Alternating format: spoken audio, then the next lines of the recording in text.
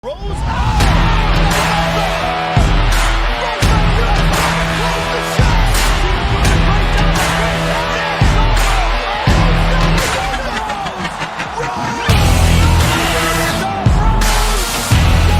you're watching The Breakdown with the fight analyst Garrett Kerman. What's up, everyone? Welcome to The Breakdown. I am the fight analyst Garrett Kerman, and this show is to help you all make a ton of money betting on some fights, and that's what we are here for today, to make you guys a ton of money. To recap last weekend, if you guys were with me on last week's show of The Breakdown, we broke down UFC Vegas 18, and we did sensational, guys. We did phenomenal. Starting with the main event. What a crazy, great performance from Alexander Volkov. And if you guys listened to me, you would have cashed big on Volkov in that fight. And I told you why, because majority of the betting public were betting on the big underdog in Alistair Overeem. And I've told you time and time again to never trust in a big public underdog. And then here, lo and behold, Alexander Volkov comes in and absolutely starches Overeem, inside 2 rounds. That's not the reason why he won, obviously, but what I've kind of told you other times, other shows, is just that these big underdogs that the public is all over tend to not cash, and the trend still goes here, and it's going to keep on going even this weekend at UFC 258. But before we get into the breakdown, guys, I got to shout out to our sponsor, Manscaped.com. To get the best male grooming products on the market, use promo code TFTA20 for 20% off your order plus free shipping. And obviously, you guys know where to find all of my great work over at MMAPowerHour.com. I do main card predictions. I do some interviews as well. They got some great content from other great writers as well. MMA Power Hour is on fight.tv, so you got to check them out there as well. But yeah, let's get down into the breakdown for this pay-per-view event, UFC 258. But guys, watch this whole interview through, because we got some great cast of fighters that came on this show with us to help break down this weekend's fight card. So you're not going to want to miss their take on all these fights to help you guys cash some bets, because obviously these fighters know a lot more than I do. So getting some expertise from the pros themselves is always helpful in my book, and will help us definitely make some money this weekend. So with that said, let's start with some bets right now. All right, so our first fight on the prelims is a fight at 170 pounds between Belal Muhammed and Diego Lima. Right now, Muhammad is a minus 410 favorite, and the comeback on Diego Lima is a plus 330 underdog. This line is exactly how I thought it was going to be. Belal Muhammad should be a massive favorite in this fight, and I think he should possibly run away with this. He's arguably better everywhere. He's a younger fighter. He's a fresher fighter. He's fought and beaten the better of competition as well. And I don't think Diego Lima is going to, deter the rise of Belal right now, because technically the man should be fighting someone in the top 15. He shouldn't be fighting someone that's going to be retiring within the next 3 years, So I'm taking Belal Muhammad here. His striking is crisp. His grappling is definitely better than Lima. Lima only got a 60% takedown defense. He pretty much wins this fight everywhere. No matter if it's on the feet, no matter if it's on the mat. He's just the all-around better fighter. And, I know minus 410 is not a great line, but parlay, he's definitely worth a parlay piece. He's going to win this fight, and he's going to add value to any parlay that you put in there. I was able to get him super early the moment the line dropped at minus 330, which I was glad I did because look where it's at now. So, I got Belal Muhammad all day in this fight. So our next fight is, give me 1 second. Our next fight on, okay. Give me a second, guys. Should have had this earlier, but yeah. All right. Our next fight is a women's flyweight fight between Gillian Robertson and Miranda Maverick. And right now, the line is set at Miranda Maverick as a favorite, as a minus 135 favorite, and Gillian Robertson as a plus 115 underdog. This is a very evenly matched fight. Both girls are very good on the ground. Obviously, I think Gillian's, she's got the advantage on the mat. She's got the little bit of advantage in the grappling. But Miranda Maverick is a very tough fighter to get down, very tough fighter to hold on the mat. She's got good jiu-jitsu. And we've seen Gillian struggle to get, bigger fighters on the mat as well. We've seen in our last fight against Tala Santos. So if Miranda Maverick keeps this fight on the feet, it's pretty much her fight to lose because we've seen time and time again that Gillian Robertson is not the best striker. She has been improving over the years. She definitely has improved since the beginning, when she was on The Ultimate Fighter. It's improved a lot. But that's still not her area of expertise. And Miranda Maverick, as she's shown in her UFC debut against Liana Jojua, that she could put a beating on somebody, even on the feet. She looks really, really good. And I just think Miranda Maverick should be able to keep this fight standing and land at will on the feet. So I'm taking Miranda Maverick at minus 135. I think that's still a good line there. So our next fights, we have a fight at 170 pounds between Gabe Green and Phil Rowe. Right now, the line is set at Phil Rowe is a. Then we got Gabe Green as a minus 140 favorite and Phil Rowe as a plus 120 underdog.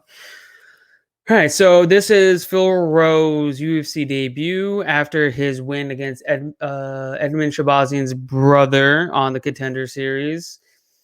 And, he looked really good in that fight. Everybody thought Phil Rowe was going to lose that fight because he was a big underdog. And he showed that he's much tougher than, the betting public suggested in that fight.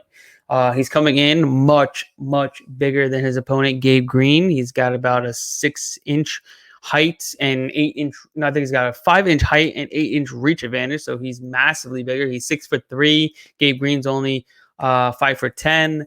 Gabe Green's also a normal lightweight fighter. If you remember his fight on short notice, up a weight class against Daniel Rodriguez, he came to absolutely brawl with D-Rod. He went 15 minutes with D-Rod as well. So you got to give it to him to be able to hang in there with such a savage like Daniel Rodriguez on short notice, up at 170 pounds. So this is going to be a really tough fight for both of these guys. I think Phillip Rowe has he definitely has the length, the reach. He's going to need to use that to his advantage because Gabe Green's going to come forward. He's going to throw a ton of heavy shots. He's going to land hard and land heavy. So if Phil Rowe can use his jab, use his kicks, and use that reach to keep him at bay, and then clinch up when he does come forward and use some of that grappling, he's definitely an underrated grappler. If he can do that, he can definitely pose some threats to Gabe Green. So, as a slight underdog, I would go with Phil Rowe here. All right. So next up, we have a fight between. Let's see here. I'm switching through things here. So we have a fight between Ricky Simone and Brian Kelleher at 145 pounds, and that's at featherweight, not bantamweight, because this is a fight that they just put together in the last 2 weeks, and Ricky Simone cannot cut weight twice in a 4-week span. So Right now, Ricky Simone is a favorite at minus 245, and the comeback on Brian Kelleher is a plus 205 underdog.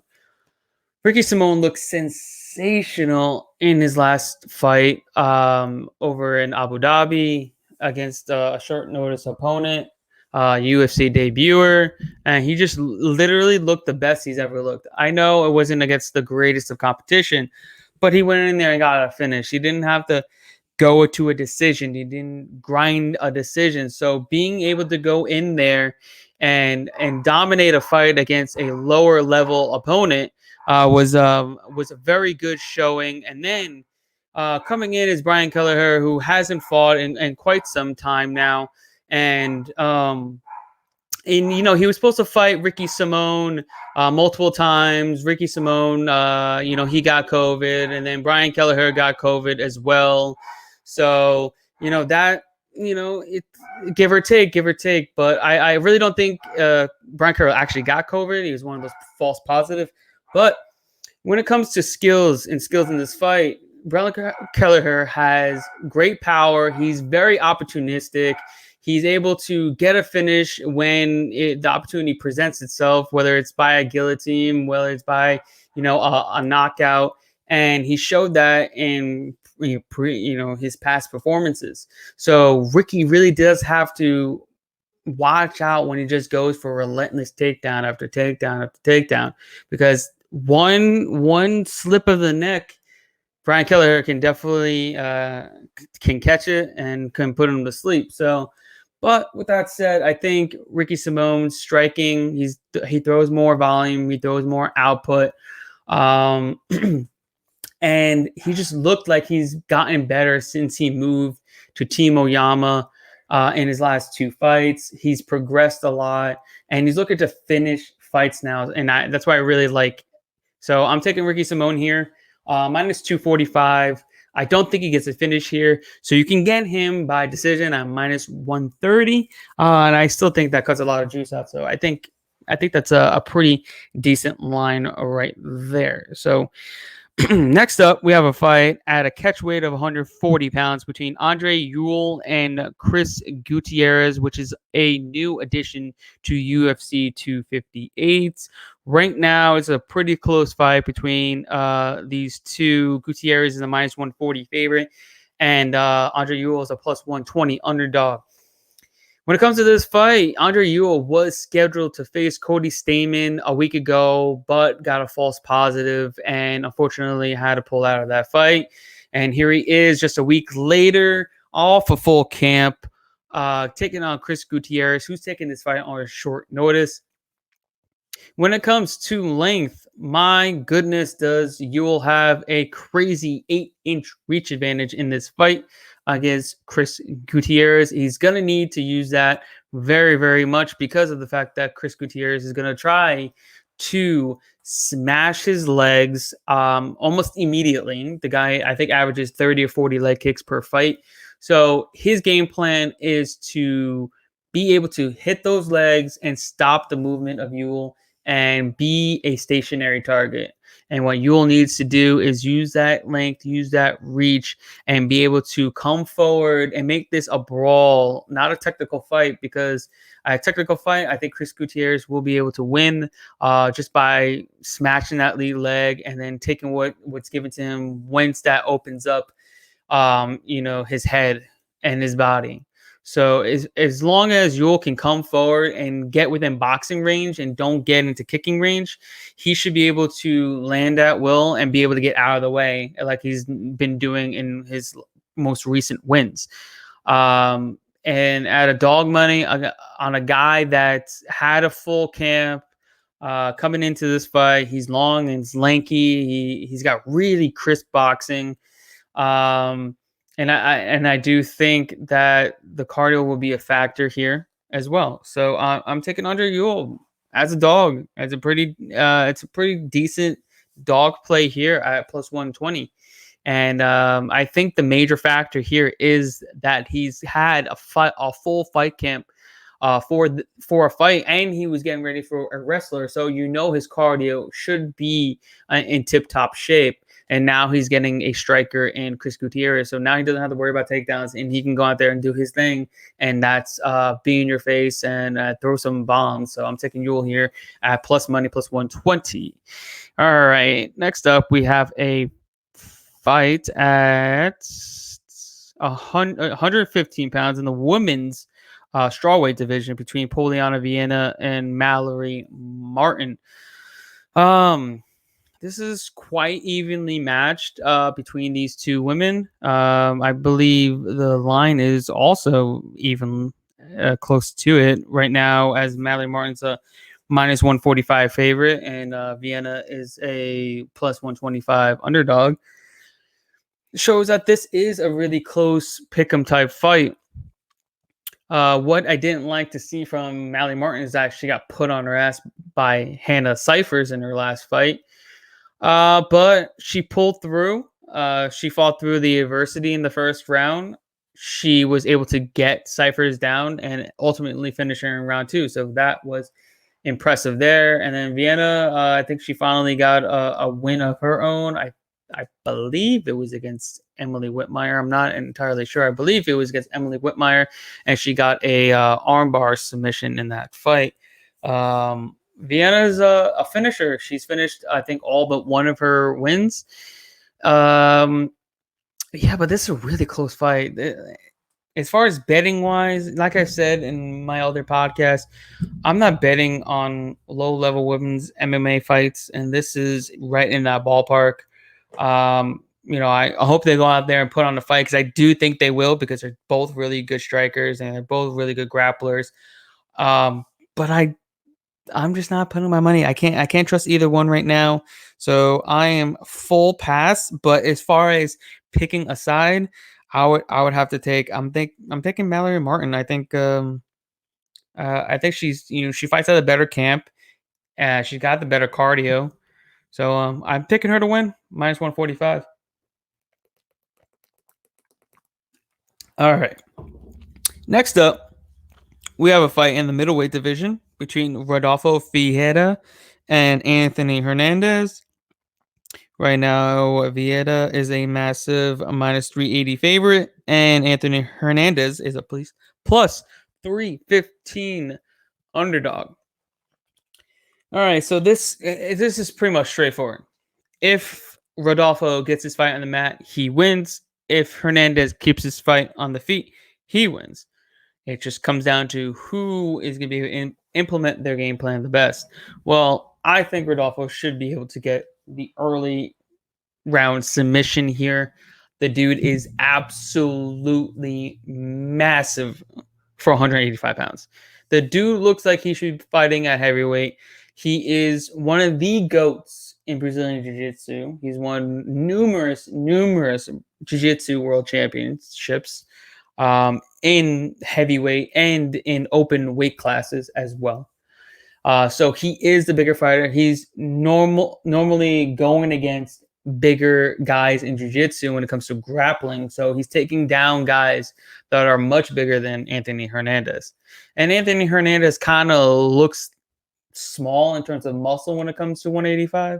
So I do think he should be able to get Hernandez down. I do think Hernandez might be able to stuff a takedown or two, but ultimately he's going to get taken down. He's going to get subbed. And he only had to defend a takedown against Marcus Perez, and Marcus Perez took him down and subbed him with an anaconda choke. So that doesn't bode well here against such a jiu-jitsu ace and Rodolfo Vieira. So he should win minus 380. I think him by submission is minus 180 or minus 200. So put it this way, if Rodolfo doesn't get a submission, he's losing this fight. So you might as well take him by submission and at least cut some of the juice out. So, but I'm taking Rodolfo. I think he should be a good parlay piece in any one of your parlays as well. All right. Next up, we have a fight at 185 pounds, another middleweight fight between Maki, Pitolo, and Julian Marquez. right now, it's a pretty close fight between these two as far as the lines go. Marquez is a minus 165 favorite, and the comeback on Maki Pitolo is a plus 145 underdog. Marquez has been out of the UFC for 2.5 years. He has some injuries, and then he's just had some tough times with fights falling through. I think he's now down at Glory MMA with the likes of James Krause and co. So he switched camps, which is to a great camp, no less. And in comes Maki Pitolo, Coconut Bombs on the heels of, I think, 2 consecutive losses, if I'm not mistaken, or at least 1 loss. But he hasn't fared well in his time in the UFC. He went from 170 to 185. Didn't really do much for him. He just hasn't looked, the way he did on, on the Contender Series. But then again, that was against a fighter in Justin Sumter who tends to fold in majority of his fights. Anytime that television light turns on, he tends to fold. So I really don't. I take that fight with a grain of salt. And then he fought another, and then his other win was against a fighter that retired there right after. So those are his 2 wins. And then you have Julian Marquez. Yes, he's got the ring rust to to worry about, not being in there for a while. So he may need to get acclimated in the first round. And hopefully he doesn't need to get acclimated like Santiago Ponzinibbio and gets starched in the first round. But Marquez is the far bigger fighter. He's about 4 or 5 inches taller. He's still got a 3-4 inch reach advantage. He is the natural 185-pound fighter, whereas Maki Pitolo was a normal 170-pound fighter. So I think Marquez is more powerful, more technical, and he should win this fight as long as, like I said, that ring rust is real. So if that's not a factor, Marquez should be able to win this fight. He's also fought and beaten better competition than Maki Pitolo. All right, next up, we have a fight at lightweight between Jim Miller and Bobby Green. 2 UFC veterans squaring off against each other. 2 on completely different trajectories of their careers. Bobby Green is 3-1 in his last 4. He's looked great other than his last performance against Thiago Moises.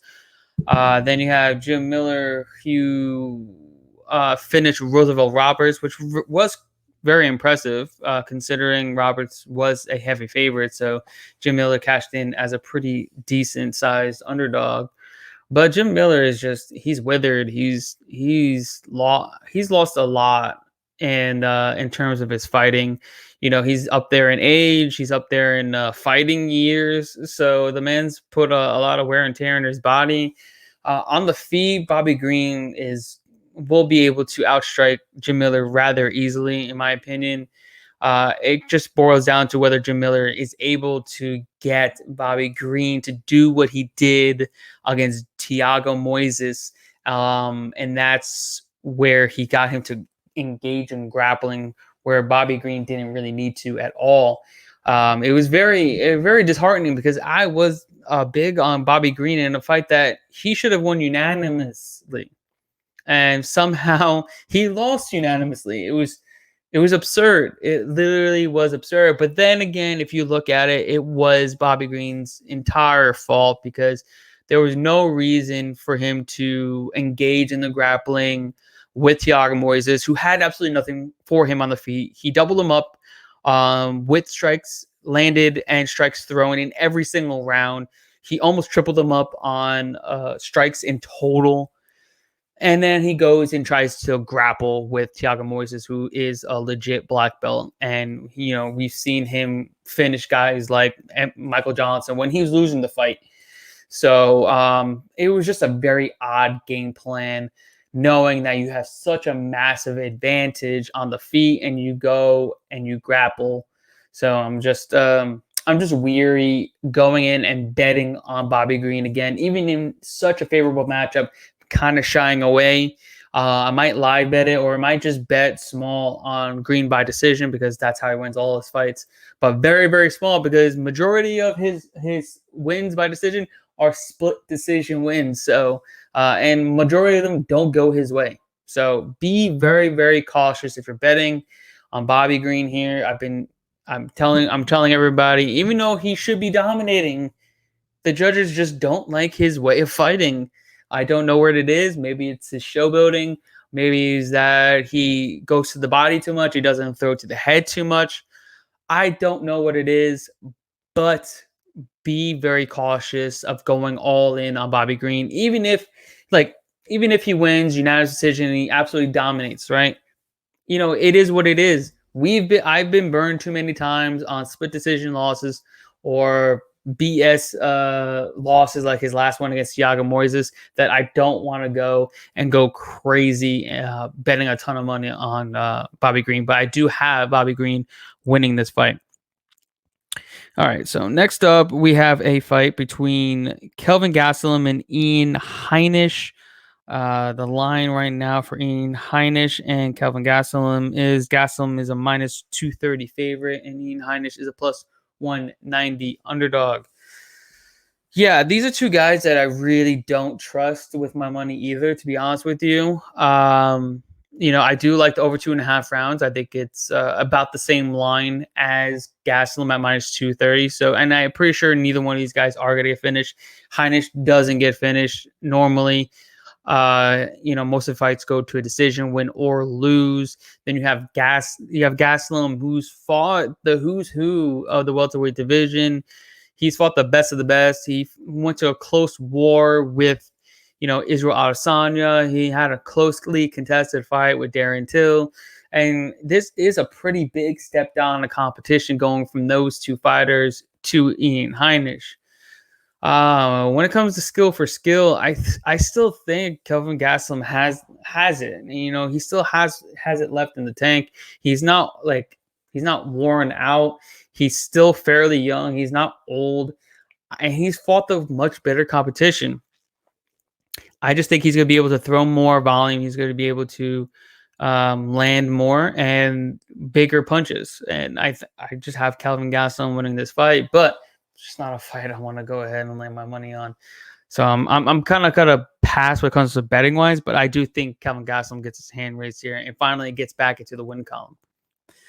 All right, so our next fight up is our co-main event of the evening, which is a fight at 125 pounds in the women's flyweight division. It's a fight between Maycee Barber and Alexa Grasso.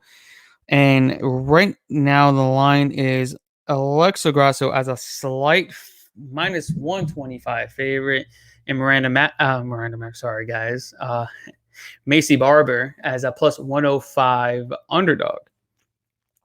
This is odd that it's the co-main event when you have other good fights on there like Kelvin Gastelum and Ian Heinisch, but they're trying to promote one of these two young ladies, and these are promising prospects at the 125-pound division. And when it comes down to what are we going to get from Maycee Barber in her return from ACL tear and ACL surgery, I really don't know. We don't know how she's going to fare. Could she get hurt again? Possibly. Will she be hesitant on coming forward because she doesn't want to injure her leg? Possibly. But these are unknown commodities that we really won't know.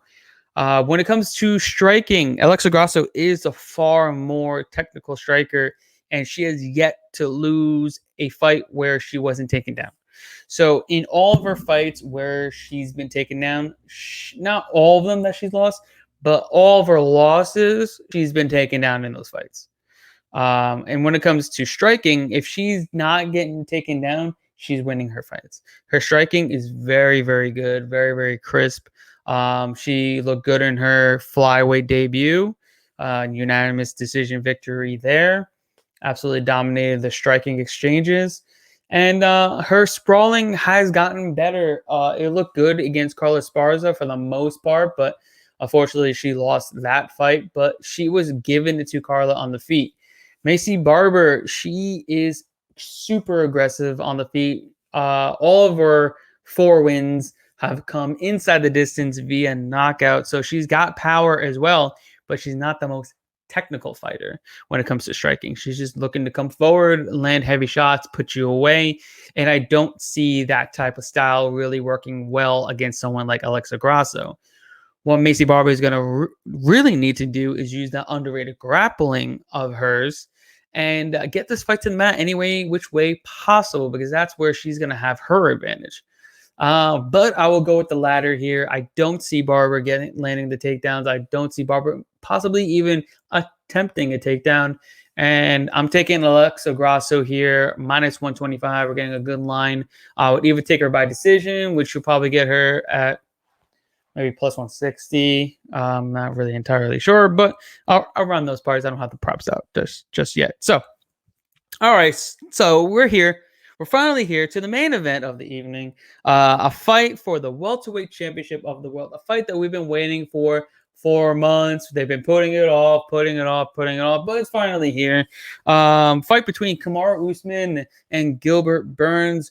Right now, Usman is a minus 275 favorite, and the comeback on Gilbert Burns is a plus 235 underdog. All right. With this fight, man, it sucks because my heart is with Gilbert Burns. Big Gilbert Burns fan, arguably one of the biggest Gilbert Burns fans out there. But then, if I have to give you guys advice, I can't give you my heart pick. I gotta give you what's up here. And what's up here is telling me bet Kamaru Usman. The dude is going to end up being one of the welterweight GOATs. Yes, just as he might even surpass GSP, honestly. The dude has great skill set. When it comes to striking, when it comes to grappling, when it comes to octagon control, he is the prototypical fighter that you would want to be. He's massive for the division. He's got a 5-inch reach advantage over Gilbert Burns. He has over 2-to-1 striking ratio at distance. He is just a physical specimen, and then he's also very, very technical to boot. The dude is super, super strong. He can hold anyone down. He can hold anyone against the fence. And the dude can crack. He cracked the jaw of Colby Covington. He broke his jaw, and then eventually he ended him in the 5th round when he really needed to, because it was a very close fight. And then in comes Gilbert Burns, the multi-time Brazilian Jiu-Jitsu world champion. He can submit anybody if it goes on the mat. He's 4-0 since moving up to welterweight. He put an absolute beating on Woodley. He dropped Woodley once, possibly twice, and absolutely dominated him from bell to bell.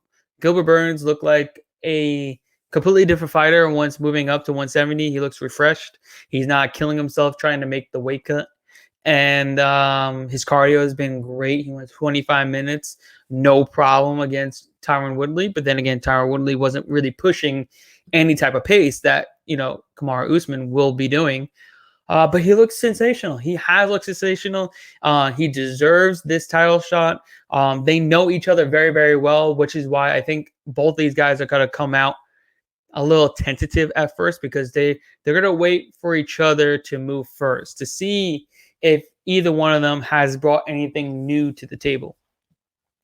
So I think it's going to be a feeling out process for the first 1 to 2 rounds. And then, halfway through the second round is when they're going to start picking up into second gear.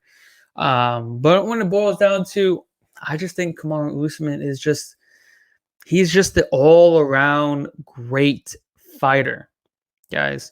And he should be able to just control this fight at range, or control this fight in the clinch.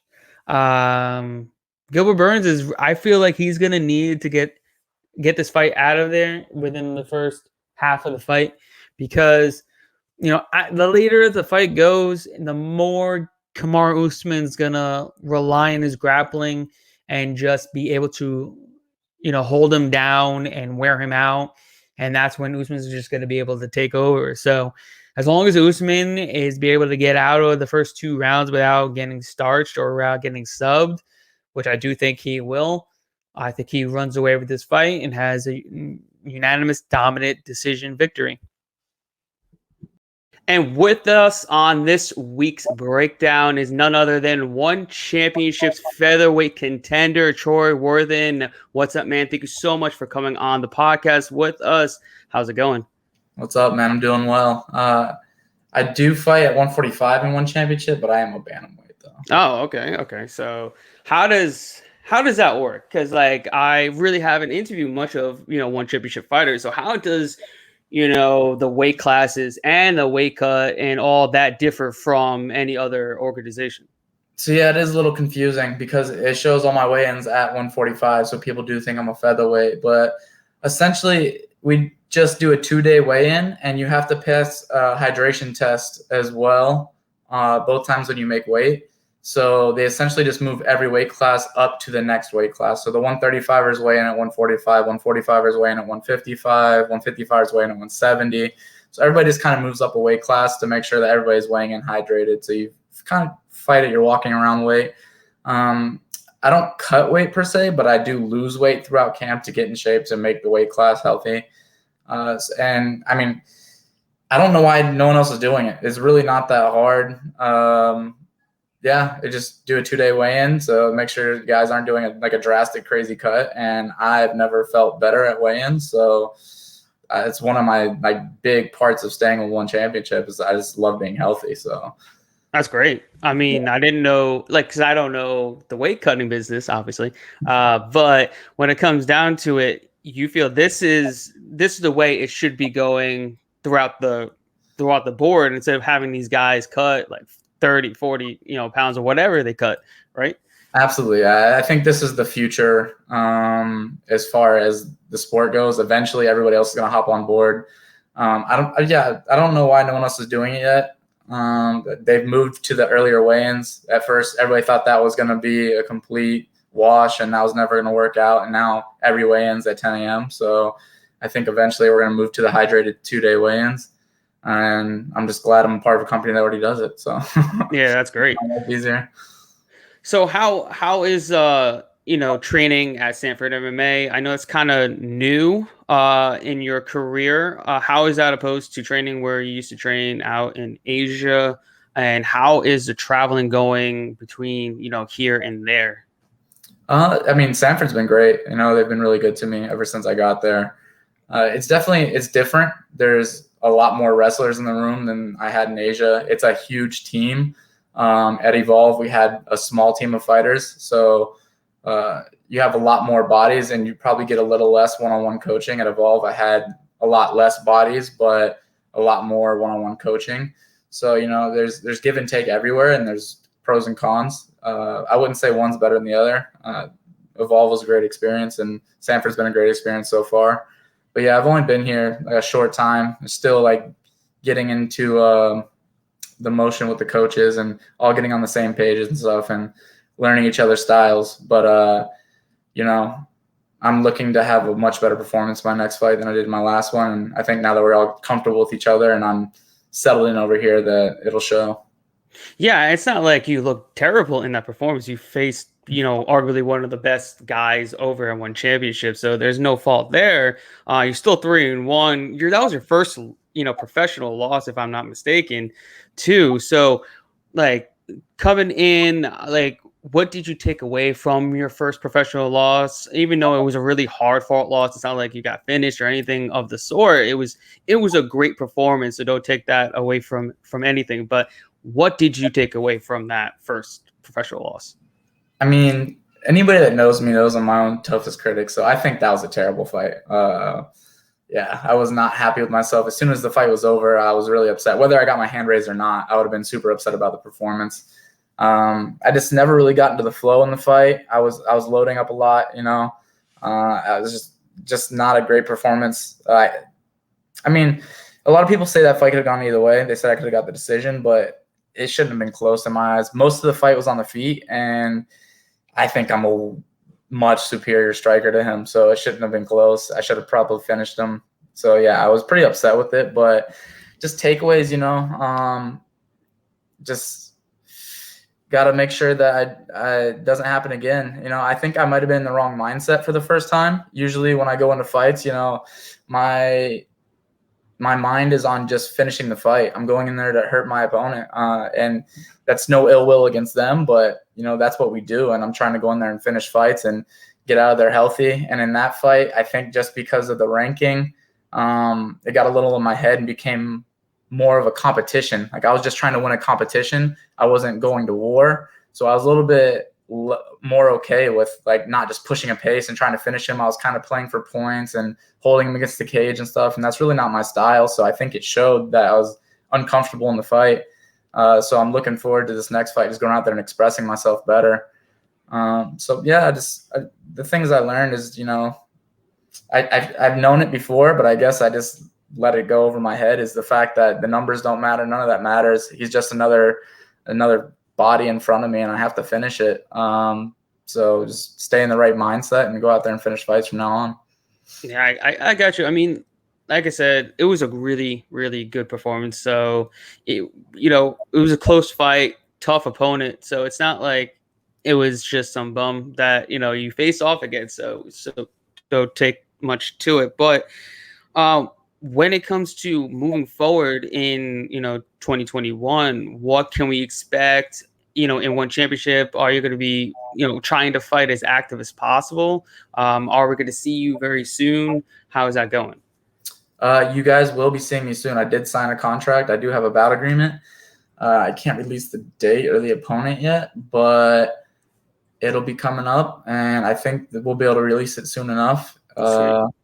And we'll just say I'll be testing myself against the top of the division again, and we'll make sure I get the W this time. So I'm super excited to go out there and compete, and the American fans will have a good timing on being able to watch this one. That's your one hint. Love it. All right, that's great. How does like traveling work from from here to there? Because I know it's such a long travel, especially during the COVID situations. Are you going to be able to be active throughout this year due to all the travel restrictions and whatnot, or you just you'll take it fight by fight? The traveling, it is rough, but less so because of the restrictions, just more because you're traveling 26 hours and going to different time zone, and you're expected to go compete, and you can't sleep at night and stuff like that. So, but honestly, that fight that I just lost, I had the best transition ever. Like my schedule was perfect. I was actually getting full nights of sleep. And then for some reason, I felt the flattest in the cage I've ever felt. So maybe I need to go back to not sleeping when I travel. I don't know.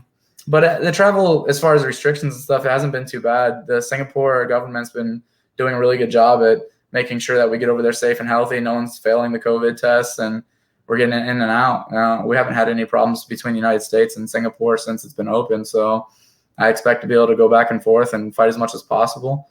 And hopefully one championship comes to the States sometime this year too. But yeah, I'm looking to have a very active year. The travel is just part of the game. A bunch of my teammates do it with me every time. We have Ong Lao that fights traveling from Sanford, right? Martin Nguyen, TL Tong, Antonio Caruso. We have a bunch of guys that do it. So no excuses from us over here. As long as one keeps giving us the fights, we'll be going back and forth and taking them. That's awesome. That's great to hear. At this portion of the podcast, I want to get into what's called our rapid fire picks for this upcoming UFC pay-per-view, UFC 258. So I'm just going to need your expertise. Because this is also a betting podcast, I want you to help us make some money on these fights coming up on this weekend. So just we is only needed on the main event. So our first fight, we have, what was that? Let's get easy money. Oh yeah, man. I know you bet too, so that's why I kind of like having you on. You have a lot of knowledge in the betting aspect as well, so that's I like it. So all right, so our first fight, we have Gillian Robertson taking on Miranda Maverick. Who do you got? I'm biased, Julian. I don't blame you, so at all. All right, the next fight is Gabe Green taking on Phillip Rowe. Also biased, Phil Rowe.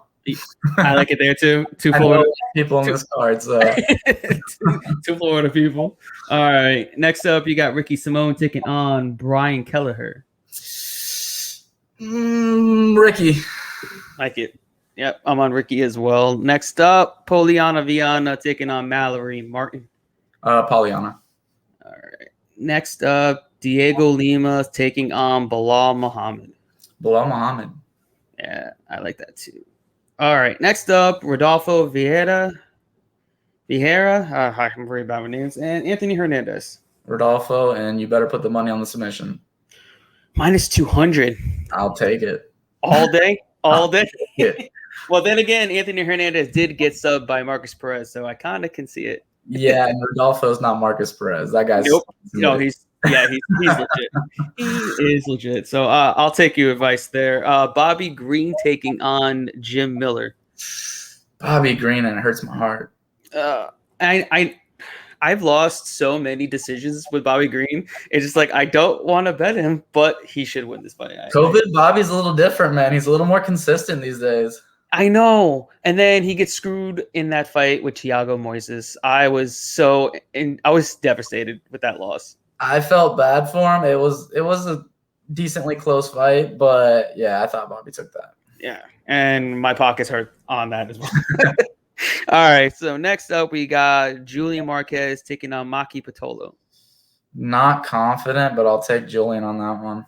Yeah, that's a tough one. Definitely a tough one. Next up, Pedro Munoz taking on Jimmy Rivera. Jimmy, he looked great against Damon in that last fight. Jimmy looked super improved. I agree. I like that a lot, actually. Next up, Kelvin Gastelum taking on Ian Heinisch. Kelvin. All right. Next up in the co-main, this is a weird co-main. Maycee Barber taking on Alexa Grasso. Yeah, can we figure out why in the hell that's a co-main? I have no idea. I think they're trying to push one of these two. Really, I don't know. Yeah, it's weird. But I will. I mean, I guess I'll take Maycee. She'd probably take. I don't know. Maycee, yeah. Yeah, it's a really tough fight. I don't know. Saying though, it's hard to pick her. I guess we blame the knee injury. I'll take Maycee. Yeah, and then we're up to our main event, the best fight on the card, obviously. Is Kamaru Usman and Gilbert Burns. I'm sure we know the side you're gonna pick, but I want to know your explanation. I mean, yeah, I'm definitely biased on this one. I'm with Gilbert in the room every single day. Yeah, I like that guy a lot. But honestly, even without that, I would take Gilbert in this fight. I think he has more finishing potential everywhere in the fight. I think he has more power on the feet. Technically, probably a little more sound than Kamaru. He has a wrestling disadvantage, but what are you going to do, take him down so he can impose his jiu-jitsu game against you? He's going to be hunting footlocks and stuff on Kamaru the entire time, or anything from his guard, and he's not an easy guy to hold down. So, yeah, I think that's a good fight for Gilbert to find a finish anywhere. Taking Gil on that, and I would probably do it with under 5 rounds. Yeah, inside the distance is probably his best bet. You know, I think if he does win, he'd probably be the first to finish Usman.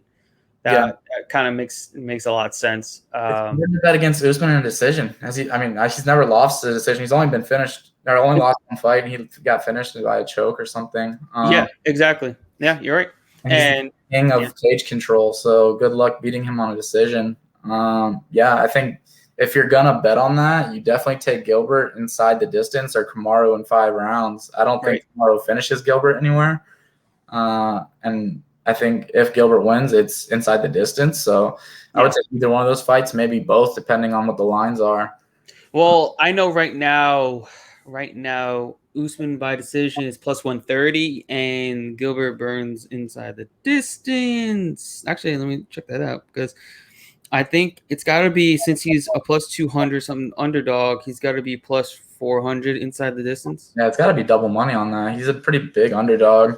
Right. I don't know how that line's going to move. Is going to more in favor of Kamaru as the week goes. Burns inside the distance is plus 475. Plus 475 on Gilbert. whoever's watching this, take that. Throw your money at that deal. Right? If you're uncomfortable with it, hedge your bets and put some money on Kamaru's decision. But plus 475 on Gilbert, that's definitely going to move away from that as the week goes on. Yeah, that is something I'm looking forward to. I will definitely place some money on that as well, even if it's something small. 4.75 times your money. I think it's worth a gamble because if he does win, it's more likely going to be the first time Usman gets finished. Definitely, because he is a finisher. Gilbert is a killer. I might put a couple units on that. That's 475. That is a line. That's a line. How is he looking? I would love to hear this since we get the insider. Gilbert is looking like a beast. He is, I'm telling you, like, not even as just a training partner. The guy's good and he works his ass off and he looks for hard goes in the room. He's not looking to like feed his ego or anything. We've had Pat Downey and some other guys in the room who are great wrestlers, probably way more credentialed to Kamaru Usman, and he grabs them and goes with them, and it's not going bad for Gilbert is what I'll say. So super excited to see how that fight goes down.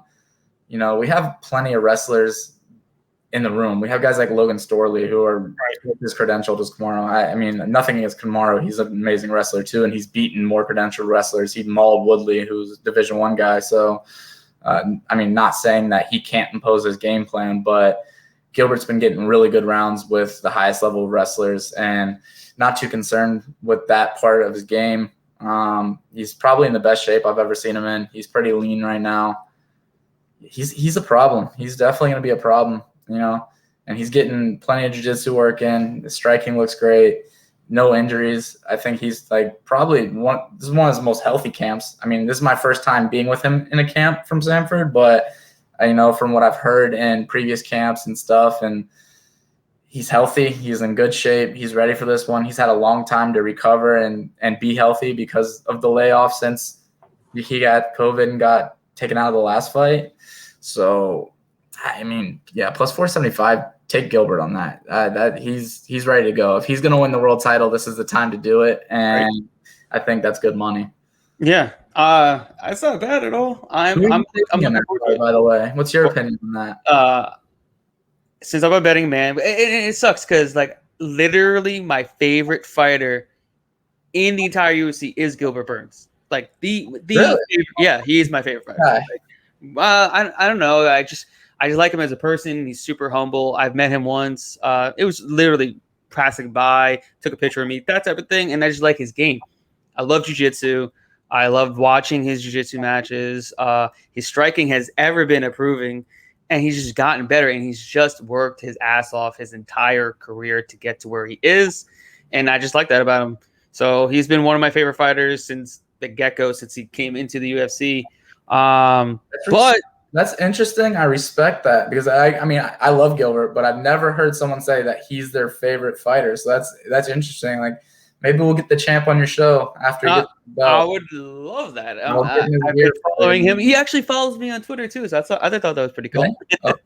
So, but yeah, I've been a fan forever, and I don't want to go against him, but I do think Usman wins. I just think he implements just being the bigger, stronger, more athletic fighter. He's training at altitude now. He's training with a different group of wrestlers. Very hard-nosed wrestlers out there at Elevation Fight Team.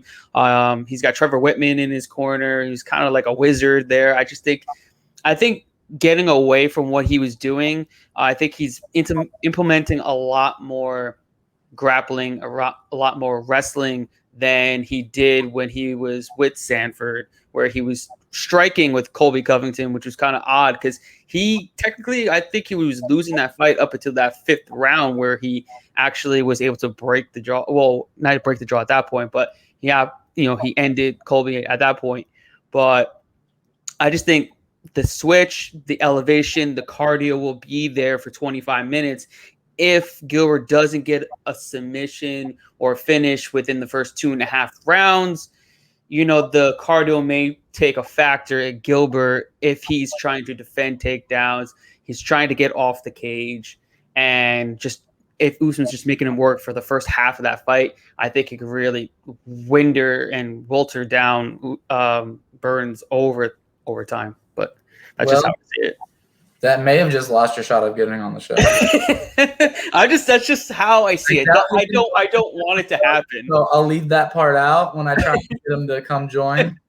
A couple things I would say about that though is, since Gilbert's been fighting at 170, have you ever seen him get fatigued?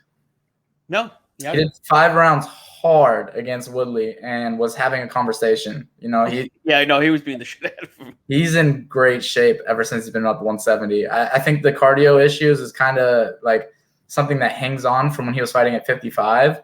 But at 170, man, I don't see the guy get tired often. He's an animal. I don't think Kamaru makes him tired. And then another thing I'll say is, even though Kamaru did a lot of striking his last few fights at Sanford, just from being here, I can tell you he probably wrestled more here than he is right now. We do a lot of wrestling practices. I'd probably say more wrestling practices than jiu-jitsu or striking. And his partners were like Logan Storley, Gilbert, a bunch of high-level grapplers were in the room. At welterweight, we don't really have that many strikers. You know, he's going with Michael Chandler, Gilbert, Logan Storley, all like hard-nosed wrestlers. Right. At elevation, I don't know who they have on their team currently outside of Gaethje that has that credential of wrestling. Credentialed, probably not. I know Curse Blades is obviously there, but credentialed. He's a bit big to be going with. Yeah. No, you can't be wrestling with him, training for a fight against someone that's 170. But they do have a coach there who's a great guy. I can't think of his name. I think it's Dave. What is it? I actually trained for a couple weeks out at Elevation a while ago. It was like 4 years ago, but it's still the same coach. He's a Minnesota national champ, I believe. So That guy's amazing. If he's working with him, then he's getting good wrestling rounds in. But I would say he was probably getting the better wrestling rounds while he was at Sanford. But yeah, like nothing against Elevation guys. That team is amazing. And Trevor Whitman is a wizard. He's one of the best coaches in the game. Yeah. I mean, yeah. So that's just how I feel, No, for sure. I hope I'm wrong because, like I said, I want Gilbert to win. I want him to get his championship. I mean, he's worked his ass off to be here, get there, all the way through his career. I mean, I think his only loss in the last forever was that Dan Hooker loss. Yeah, if I'm not mistaken. Yeah. And I mean, stuff like that just happens. You don't see a knee coming up in the middle like that, and you get caught. But yeah. I think the weight cut was a big thing for Gilbert, and since he's moved up, his durability, his cardio, everything, he's just become a way better athlete. You don't see that a lot too. You don't see a lot of fighters just go up and they're just so much better. You know what I mean? Like, big guy. I don't know what he was doing to consistently stay and make 155. But I can tell you, when I got to Sanford, he was around 200 pounds. So he's a big dude. He's very strong. He's very thick. I don't think he has any size disadvantage moving up to 170. No, definitely not. No, no. I think it's only been beneficial for him. He was cutting way too much weight. I can tell you that, making 155. So you definitely don't see it too often. But if guys are cutting that much, it's definitely smarter just to move up. Right. Yeah, because we've seen it like RDA. He moved up to 170. He looked okay. And he's undersized. He's definitely exactly. He doesn't want to cut anymore. He could still make 155. Now he's back at 155. Yeah. He realized that he's too small. That Gilbert ever makes 155 again. I can promise you that he would die. Yeah, it's that weight cutting world is something else. But that's our show. That's wrapping it up here with Mr. Troy Worthen. Before we go, you can shout out if you have any sponsors or where everybody can find you on social media, so you can get that following up even more. Sponsors wise, Florida Man Sells, Lance Maxwell Plumbing, Sanford MMA, my new team. Anybody that wants to jump on, hit me up. Combat Night, shout out to my boys, Mitchell Chamali. If you guys like regional MMA and you are in Florida, they're all over the state. Make sure you hit up Combat Night. Absolutely. Yeah. Thank you guys for watching. Feel free to follow me if you want to at Troy the Fighter Guy on Instagram. I'm not big on social media. I don't post a lot. I'm trying to get better at that, so maybe I'll get more consistent. Right. But feel free to check me out. If I forgot anybody, I'm sorry, but I'm not great at that stuff, so that's my plug. All right, man. I appreciate you coming on. You have a great rest of your day. You have a great one. And with us on the podcast is UFC's featherweight contender, Danny Chavez. What's up, man? Thank you so much for coming on. How's it going? Hey, man, everything is great, bro. I can't complain. Thank you for having me in the show. Anytime. You got a fight coming up. Fight is coming up in a couple weeks. How's your preparation going? How do you feel coming into actually a pretty big matchup here? Well, I've been around the game for a very long time. I've been doing this for about a good 15 years of it. So, to be honest, I feel like I'm just one of the veterans in there too. You know what I mean? I know this is my second taste of the octagon, but I've been around the game for a long time, fighting the best guys in Florida. So this is nothing new to me. The only thing that's new to me is the stage. You know what I mean? I'm fighting a veteran in there. Jerry Gordon is 7 fights. He's going for his 8th fight against me. It's my second one. But outside of that, man, to me, I've just been, what I do is I train hard, so I could always have a chance to win the fight. Right. No, definitely. I've been watching your career for a while now. I was at your Shogun fight down here in Florida, where I saw that knockout. So once I saw that, I'm like, the sky's the limit for this man right here. And I knew that you were eventually going to make it to the UFC. And did you have that same feeling throughout your entire career? Because, like you said, you've been in this for a while. Did you have any doubts that you weren't actually going to get to that stage? Or you were like, I'm going to keep grinding, and I will eventually make it there at some point?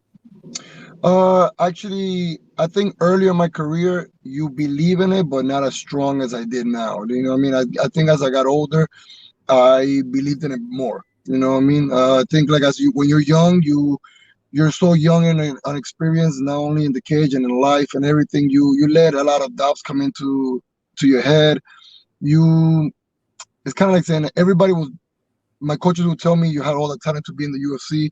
I believe I could be in the UFC too, but not as strong as I do now. You know what I mean? Like the past 3-4 years, ever since I went into the win streak, I'm in a 4-5 win streak. 3 of them has been a first round knockout, and it's because I felt like I started believing more. You know what I mean?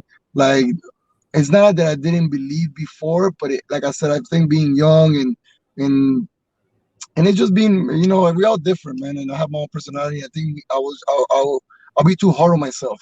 I want to fight perfect, and back in the days, I would go to decision too much. And I felt like if I don't get some finishes, I was not gonna make it, because that's what they like in the UFC. You want to get into a roster, you gotta finish some fights. And I used to hear rumors that the matchmaker used to hear about me, but he didn't really like me because I wasn't finishing fights. And it got to a point as I got older, I started, I told myself it's either now or never. And everything started happening for me, and I started believing. And it's kind of like the law of attraction. You know what I mean? You start talking about it, you start thinking about it, and it really happened. Yeah, I mean, you've looked sensational in your 4-fight win streak. You fought some of the tough competitors coming up into that point. You almost finished, TJ Brown in your UFC debut. I think it was like a short notice debut as well.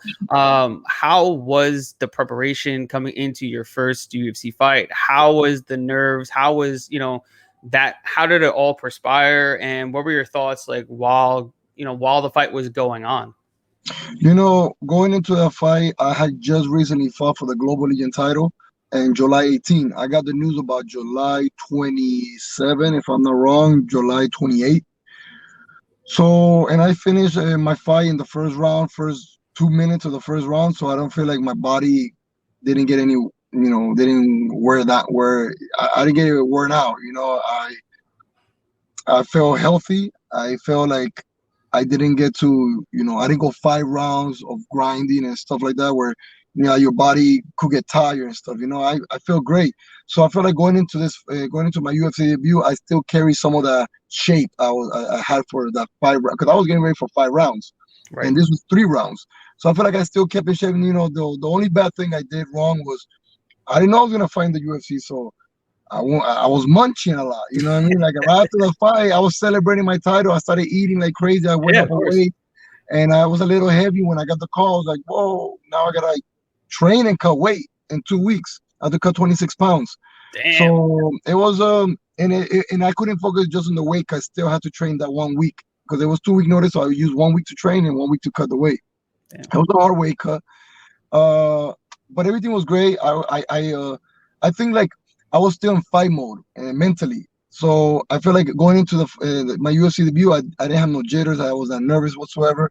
And I've been in this game for a long time, so I don't feel nervous when I fight anymore. I really don't. I feel nervous before. I feel nervous days before. I feel nervous even hours before the fight. But when I'm in the locker room and I normally take my nap, because that's what I do. I go to the locker room. I take a nap, probably like an hour, 2-hour nap, depends. I always wake up about 3 fights before me or 2 fights before me. So that's when I get up. And to be honest, I'm just very gamed when it comes down to that time right there. And the dopest part about it, I think, to me, it was when I was gonna walk out. You see yourself on like the screen. You see the TV. Like it shows you what people are watching on TV. And I was looking at it, I'm like, damn, everybody's watching me now. Like this is what they're watching, And then, you're walking up to the cage, taking off your clothes, everything, boom. They put the Vaseline on your face, and then you gotta go inside the octagon. When I got inside the octagon, it felt just like every other fight. Just the same thing. It's a cage. It's another guy in front of you. All that stuff. The dope part was Bruce Buffer saying my name. I thought that was dope because it was crazy. It's like I watched this guy say everybody's name before. You know what I'm trying to say? I'm watching this guy say people's name. Now he's saying my name in the octagon. That was one of the dopest things. And I'm gonna give a little history about it because about 10 years ago, I met Bruce Buffer in Vegas. I went there with my cousins. We were just chilling. I was after like a loss. I had my first loss. I was 4-1 at the time, and I lost a title and $20,000 on the line. I was in a tournament, an undefeated tournament. I was in the bracket. I got to the finals, but I lost in the finals. And when I went to Vegas. My cousins took me, I guess, just because they were like, trying to make me cheer up and stuff. And when we got there, we were walking around a casino. And I don't know if it was a casino, but there's slot machines everywhere. Yeah, sure. I wouldn't say casino. There's slot machines everywhere. I think it was just a mall or something. I don't remember what it was. I just remember going in and there's slot machines everywhere. And someone told one of my cousins, she's like, "Bro, isn't that the announcer of the UFC?" And I'm like, "Oh yes, he is." So she's like, "Oh, I'm gonna take a picture with him." And she took a picture of him, and she's like, "Oh, why don't you take a picture of him?" But, at that time I'm young. I'm talking about 23. And I was like, all right, fuck it, I'll take a picture. And then she tells him, "Oh, Danny, my cousin is a MMA fighter too. He's trying to pursue this, trying to get to a UFC." And he's like, "Oh yeah." So he starts talking to me. He's like, "Oh, what's your name? Where you fight out of?" And I'm like, "Oh, MMA Masters, Miami." And he's like, "Good job, man." He's like, "Oh, I hope one of these days I'll get to announce your name in the octagon." And 10 years later, it did happen. You know what I mean? So that was dope, man. That was one of the dopest things because I wish one day I get to talk to him for real and let him know that he's not gonna remember me, of course, but it would be cool to like let him know, man. Like 10 years ago you told me this, and now like having you say my name, it was a dope moment. It was a dope moment. Absolutely, man. I mean, I know you probably dreamt of that your entire life, so I know everything kind of leading up to that was just probably just mind blowing because it's like you're finally there. Everything's finally happening.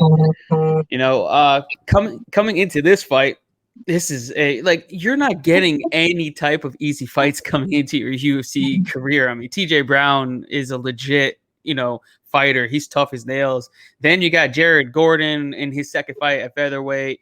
How are you preparing for, a UFC veteran like Gordon? His type of style isn't.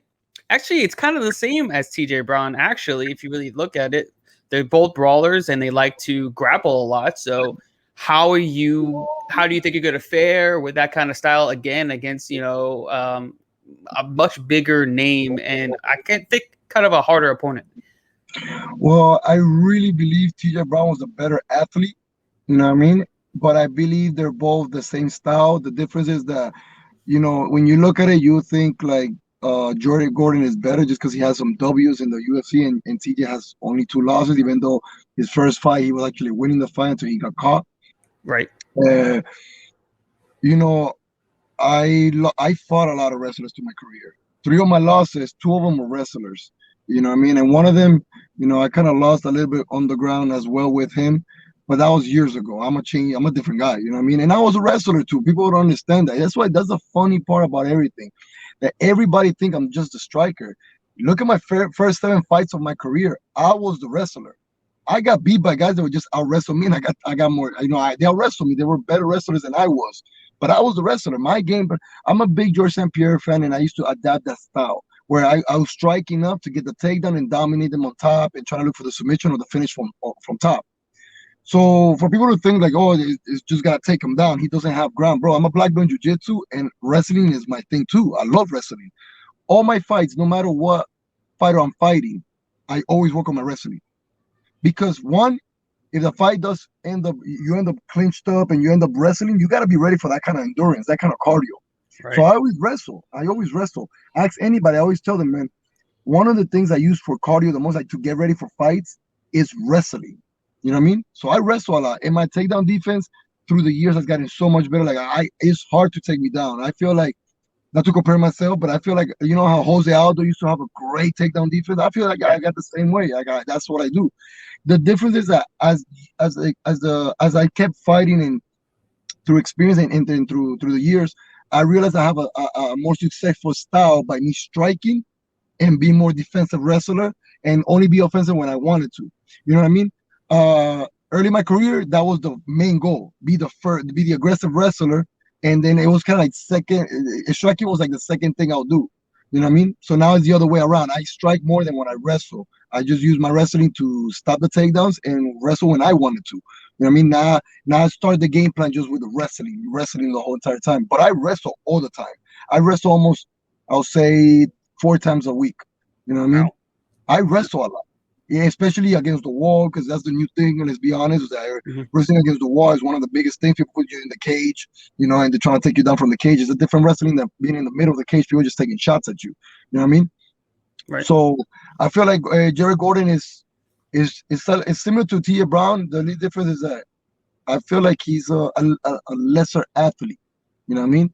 But doesn't mean anything, because at the end of the day, he could go out there and make choices. We all make decisions while we're in there. You know what I mean? So I gotta be careful. I'm a very cautious person. I know I'm gonna kick his ass, but that doesn't mean that I'm gonna underestimate the guy. You know what I mean? Yeah. I don't underestimate nobody. I never underestimate any of my opponents. But I know I believe in my skills, and I believe I'm gonna get my hand raised. I like it. I like the confidence. I mean, coming off such a great performance in your last fight, I could see why you'd be so confident. I mean, this is going to be a great fight. I'm definitely looking forward to it.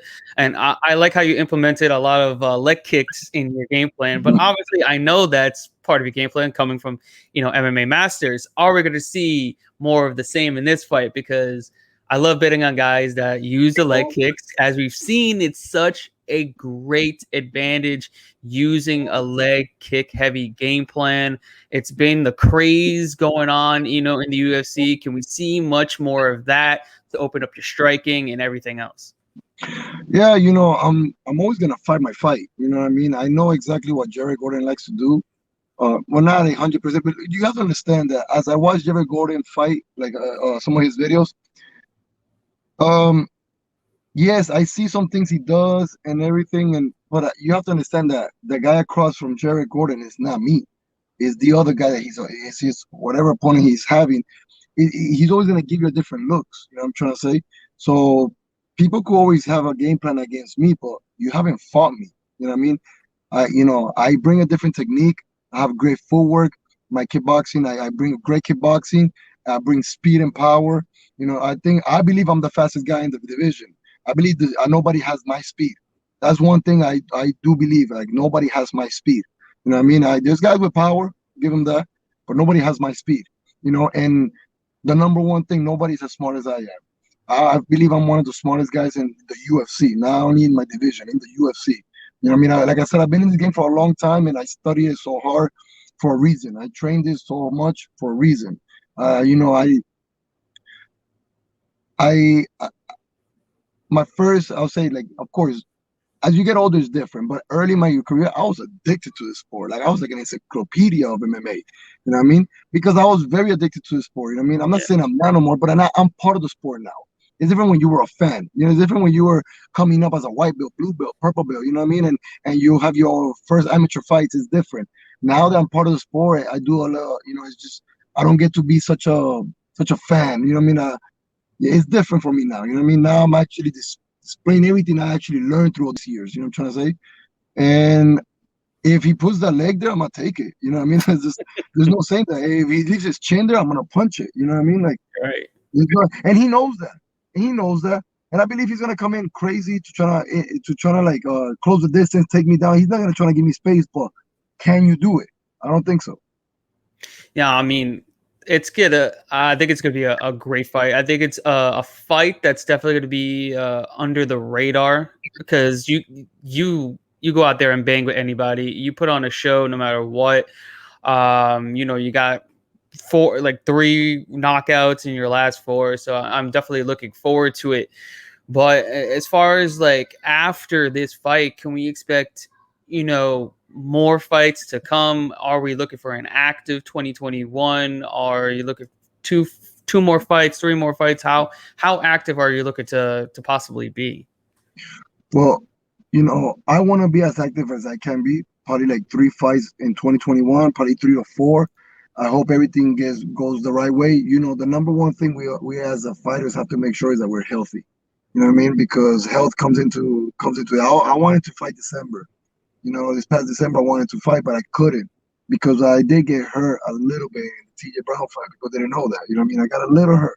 You know what I mean? He kicked me right above the knee, and he hurt me a little bit right above the knee, and I had to recover from that. And it took a little bit. It didn't take that much. It took like about 5 to 6 weeks to recover from that.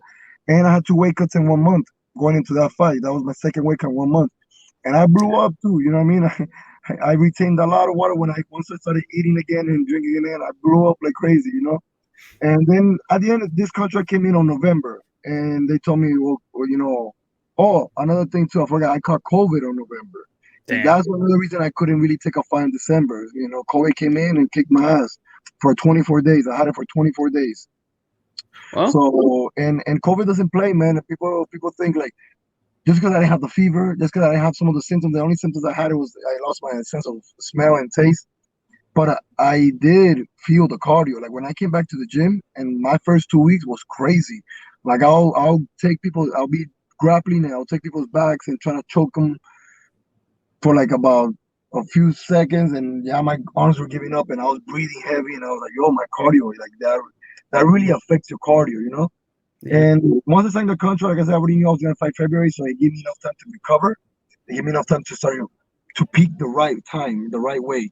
And I have to like rush training and rush your shape. I did it very slow. I'm dropping the weight nice. Not like the last weight cut. I had a hard weight cut. This is gonna be an easy weight cut. I'm ready, man. I'm ready. I'm ready to put my name out there because let's be honest, man. I'm 33. I'm in the best shape of my life. I'm in my prime right now, and I'm trying to get to a title. I like it. I like it a lot. So, what can we expect in that fight? I'm gonna knock him out. You're gonna knock him out. Look, you know what? I wanna knock him out. That's literally what I want to do. But if he give me his neck or he gives me his arm, I'm taking it too. I'm a black belt jiu-jitsu. You know what I mean? I believe in my jiu-jitsu too. I just I don't have a finish in jiu-jitsu. Doesn't mean I never tried it. It's just I fought, like I said, very. I'm always gonna give credit to my opponents for not letting me finish them. You know what I mean? When I was going for those submissions, because I gone for submissions to my fights. It's just those guys I couldn't finish them. You gotta give them props to them too. You know what I mean? Like I said, I wasn't fighting tomato cans. I was fighting the best people in Florida. So now Jared Gordon, is there, and I know he's, we're talking about a guy that's 16-4, that's 20 fights. You know what I mean? We're talking about a guy that's 4-3 in the UFC. We're talking about guys that is at the top 30 in the UFC. So I know he ain't no slouch. I know he ain't no bum. You know what I mean? But you're fighting me. So, and I train my ass off. You understand? I train my ass off for this fight because there's nothing better than training your ass off so you can make sure that there's no doubt going into that fight. Because us, I grew up. See, I've been doing this since 2005, and I remember there was fights me at the beginning of my career where, you slack. You do stupid stuff, and then you're over there in the locker room praying to God, oh, next fight, please help me out. Next fight, I promise you I won't slack anymore. That's not happening anymore, man. I didn't slack at all. I trained my ass off to make sure that I'll beat Jared Gordon and I get my bonus. I like it. 50K bonus. Hell yeah. You can't ask for anything better than that. Yeah, hell yeah, man. I love it. All right. Well, at this point, we're going to get into what's called our rapid fire picks for this weekend's fight card of UFC 258. We're just going to rattle off some of these fights. And I just want to know your I know thoughts. who the names are. I don't know everybody, but okay.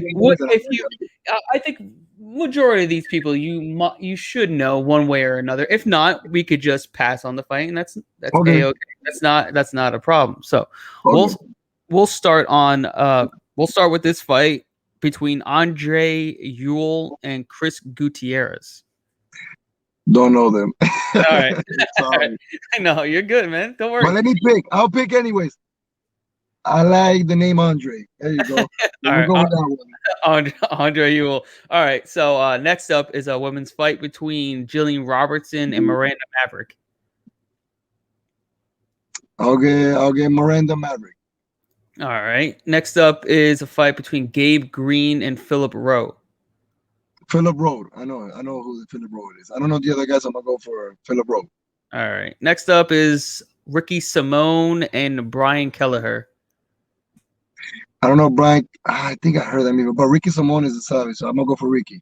All right. Next up, a fight between Polyana Viana and Mallory Martin.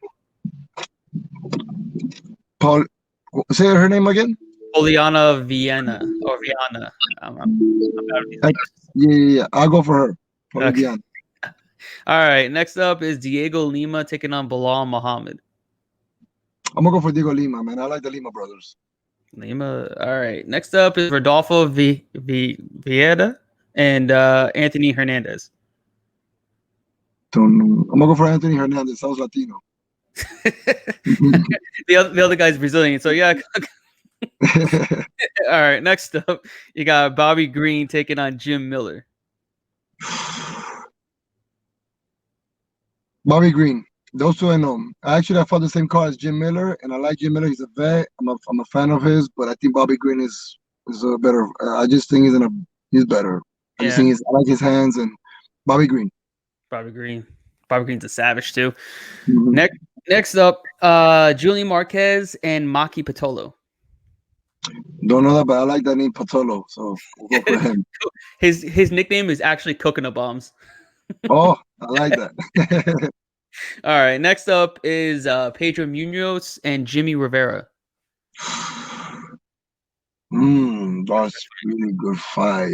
You know what? Pedro Munoz.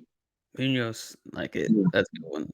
All right. Next up, Kelvin Gastelum and Ian Heinisch.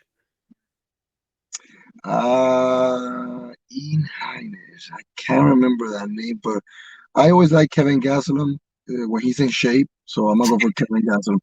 He fought for a title. He had a close fight with Darren Till, so I'll go for Kevin. All right, I like it. Next up, this is the co-main event, which is kind of odd, but it's the co-main event. Fight between Maycee Barber and Alexa Grasso. Alexa Grasso. I like that. I think she wins as well. All right, so we're up to the main event. This is the fight that I actually want an explanation as to why you think who wins. It's between Kamaru Usman and Gilbert Burns for the title. I think Kamaru. The reason why I picked Kamaru, like I said, I believe I'm one of the smartest fighters in the UFC, if not the smartest fighter in the UFC. But I lean to the guys who are smart. Like, John Jones is a smart fighter. GSP is a smart fighter. You know what I mean? Dimitri Johnson was a smart. He's not in the UFC anymore, but he's a smart fighter. I lean into the smart fighters, and I think Kamaru Usman is a smarter fighter. I think Gilbert Burns is a savage, but I think he comes in a little bit more to fight than strategy. You know what I mean? I think Kamaru comes in with more strategy. They know each other. They trained before. but Gilbert is more like the jiu-jitsu brawler. I want to call him brawler that much because he has nice technique and his nice tight punches. But I think Kamaru is gonna come with a strategy and he's gonna execute it. He's an amazing athlete. Um, I think like Kamaru comes with more of a chip on his shoulder, even though he's a champion, because a lot of people don't respect him. You know what I mean? A lot of people don't like him. You know what I mean? So I think he's gonna come in and make sure that that belt stays with him, so he could keep proving the people wrong. I'm going for Kamaru for those reasons. I think when it comes to the wrestler and the jiu-jitsu guy in the world of MMA, I believe the wrestler always wears out the jiu-jitsu guy, and in the late rounds, you're very sweaty. Jiu-jitsu doesn't play so much of a strong factor in the late rounds. It's more like in the early rounds. It depends on the submission you're going for. So in the striking department, I think I think Gilbert will have a little bit more of an edge. But Kamaru no slouch either. You know what I mean? He knows how to do. He knows how to take a punch. He knows how to give one too. Yep. I think Kamaru, and those are the reasons. Because to me, he's the smartest. He's the smarter fighter between both of them. So I go for the smarter fighter.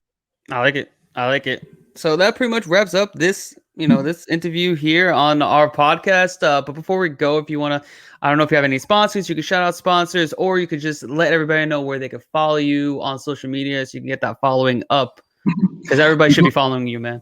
Yes, sir. You can follow me on Instagram and Twitter, DWarrior875. And of course, a shout out to my sponsors, Smoothie Spa, White Lion Therapeutic, Stretch Zone, Ten Show.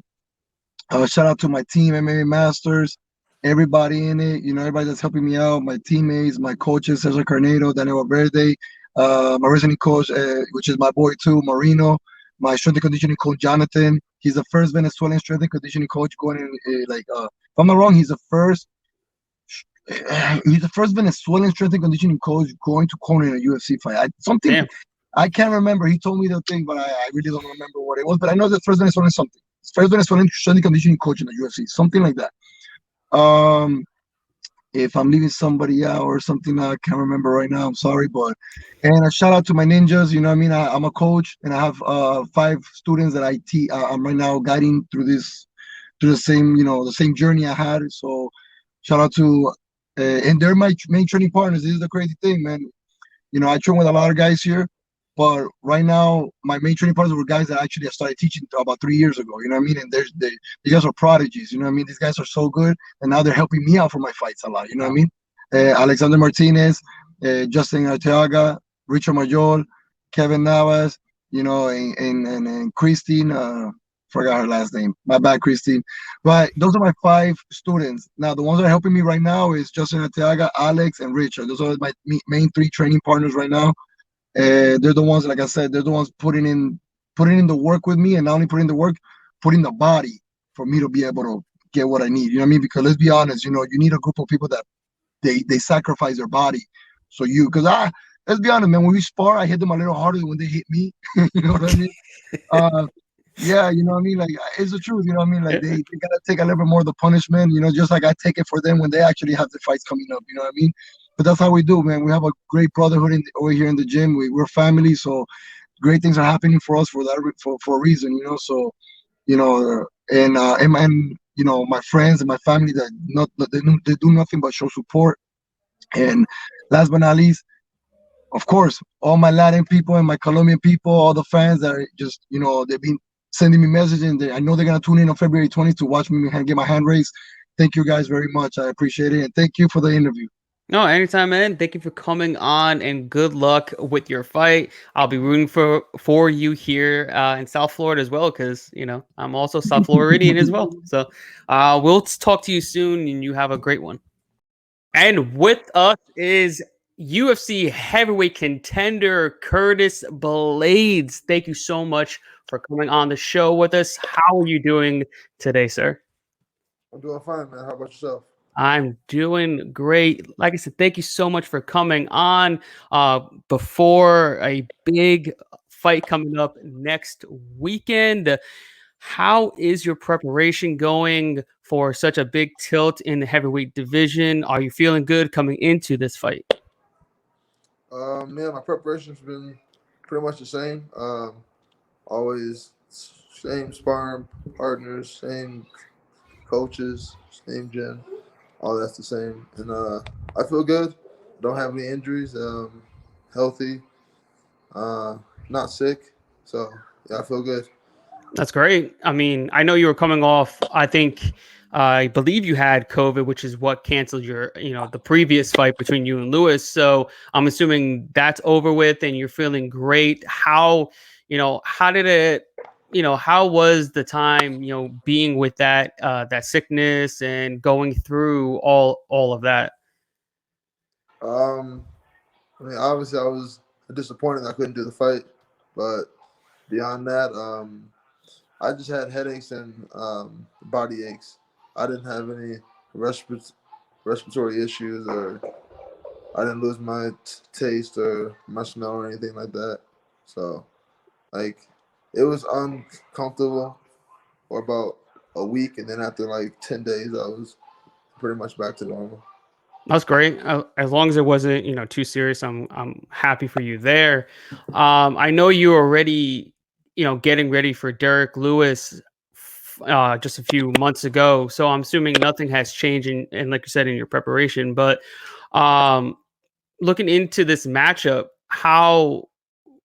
what were you looking at? Are you looking to just do your normal thing that you normally would do, go in there and absolutely dominate on the mat? Or are you looking to showcase who you are, that you are a well-rounded fighter and show that you can beat Lewis at his own game, and which is basically his not say one-dimensional striking, but, his striking? No, that's stupid. You have to earn that. I proved I was a all-around MMA fighter when I beat Julian. Julian earned that. He defended all 5 of my takedown attempts. He earned that. If Derek can earn it, he'll get it. But I don't believe he's going to be able to earn that. So, no, I like it. just not going to just stand and bang with him. No. I like it. No, I like it. I like that you're coming in there like you don't have anything to prove. You've shown to everybody, to the fans, that you are a well-rounded fighter. You can stand and bang with the best, like Junior Dos Santos. So you don't need to really prove anything to anybody, and that's good to to see. And I like that. As far as this fight goes, I know you're gonna pretty much go in there and dominate, but. Do you think he really has much for you, in regards to like an overall game set? Because in my opinion, I don't see that he has much to bring to the table in this matchup for you. Man, I'm gonna do my best not to be disrespectful. I don't believe he's the caliber grappler I am. I believe my jiu-jitsu has grown over these past like 8-9 months, and I don't believe he's as athletic as me on the feet. I know he hits hard, but I think we all hit hard as heavyweights. Is pretty much a prerequisite. So, yeah, I think I have a lot of advantages, and I'm gonna put those advantages to use. And the biggest advantage I have is my takedown offense versus his takedown defense. I like it. I like it. Smart game plan. With this fight, if you win, do you think you should be next in line for that heavyweight title after Stipe and Ngannou battle it out? Yeah, I believe that, but it doesn't matter. This is the UFC, and I know John Jones is waiting in the hangar, so we don't know if he's going to take on the winner of the light heavyweight belt or the heavyweight belts. So I guess that'll be the determining factor. If he wants the light heavyweight belt, then I guess I'm the next logical option. But if he wants the heavyweight belt, I know the UFC. Yeah, I know Dana will give him that title shot. So Right. So if say they do perhaps give John Jones a title shot after the Stipe Ngannou fight, are you looking to just wait around until that happens, or are you looking to get another fight before you fight the winner of that potential matchup? I mean, I don't know. I haven't really put a whole lot of thought process into it because I've learned over the years to not do that because it's almost impossible to plan your trajectory, especially right now with the pandemic. Who knows? Somebody else gets sick, John Jones, he jumps in, whoever gets sick, and now I got the next title shot regardless. So I'm not really too worried about it. But I mean, if it did come down to that, and it was like guaranteed John is next in like May or June, then I'll wait till August or September or even October. I've waited longer. That's cool. I like it. And I wanted to touch base on your last performance against Alexander Volkov. You know, we seen what Volkov did in his most recent bout against Alistair Overeem. And seeing what you did, do you think you feel more accomplished than what you kind of felt after the fight? Because I know you were kind of down on yourself. I mean, that's still not the performance I expected out of myself, regardless of how Volkov performs against others. And speaking specifically about Alistair, we have to admit he's been in a lot of wars. Right. His jaw is not what it once was. I think even he would admit that. And I think he just went in there with the wrong game plan. I think he could have won had he had a more grappling centric offense. Like to go in there and try to stand with a talented, a very, very talented stand-up fighter with the length he has and just the weird proportion. Like his reach is only 80 inches, but it feels longer. I don't know if it's an optical illusion, but it really just feels like he's already in your face before you can like get ready. So like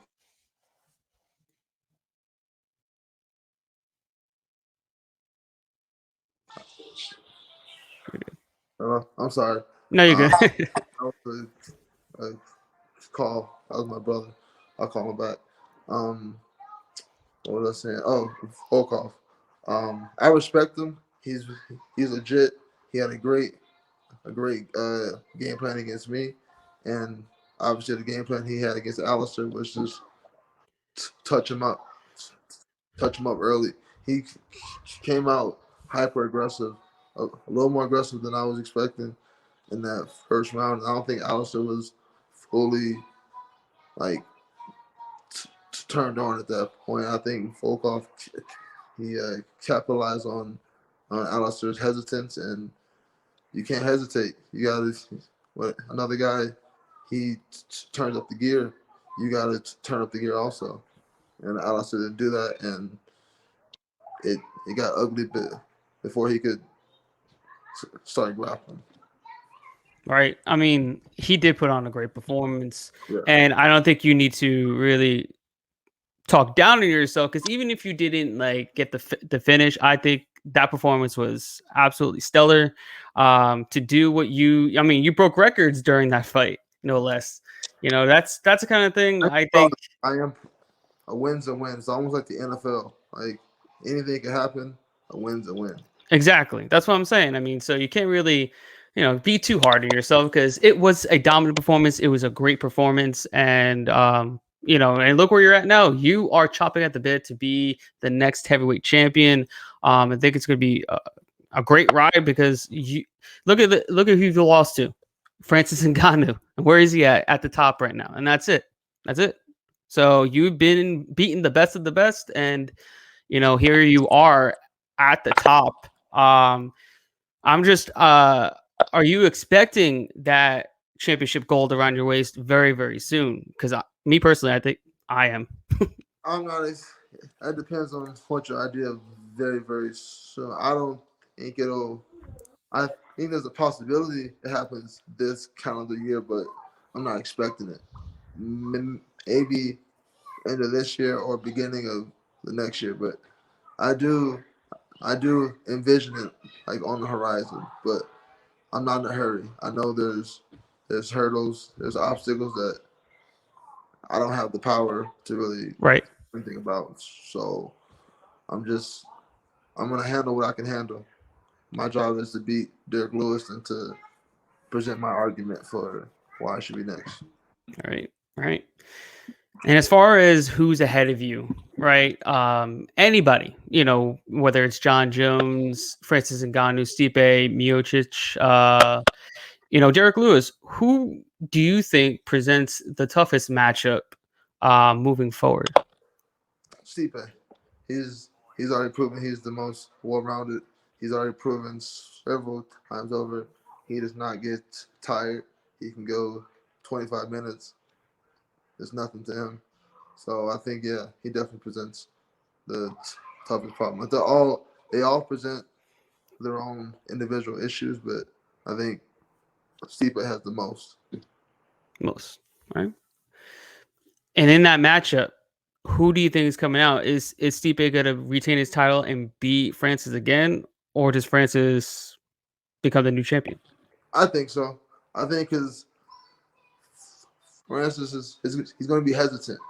He's not going to be aggressive because he knows if he comes out too aggressive and he swings and he misses, he just gave up his hips, and he knows Stipe's already proven it in the first fight. He is going to take you down if you give up your hips. So he's going to be hesitant, and I think that plays into Stipe's game. He's got better footwork, better boxing. Like a lot of people, again, I don't want to be disrespectful to Ngannou. He is a contemporary, and obviously what he's doing has worked. He's had success, but he is not the most skilled when it comes to actual striking. He's not. He's really long and really strong, and he swings and he's pretty accurate. I'll give him that. He's very accurate. But is he the most technically sound? No. And I think as the rounds go on, technique is what wins. Right. Because if you don't have that, as you get tired, you get sloppier, and it just like snowball effect. Right.